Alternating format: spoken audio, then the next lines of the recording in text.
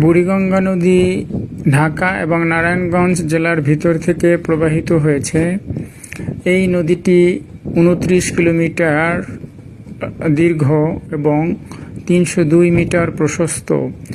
এই নদীটি পূর্ব নাম ছিল ধলাই নদী।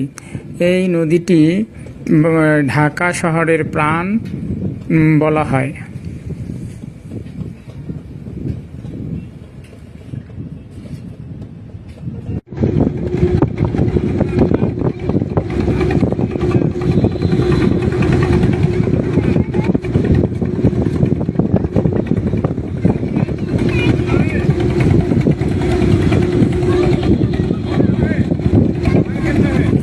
বর্তমানে এই নদীটি ভীষণ দূষণ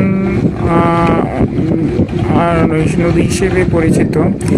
ঢাকা শহরের সব ধরনের বর্জ্য, বিশেষ করে ধাতব এবং পলিথিন জাতীয় বর্জ্য এটার সাথে মিশে গিয়ে এটা বাংলাদেশের সবচেয়ে দূষিত নদীতে পরিণত হয়েছে।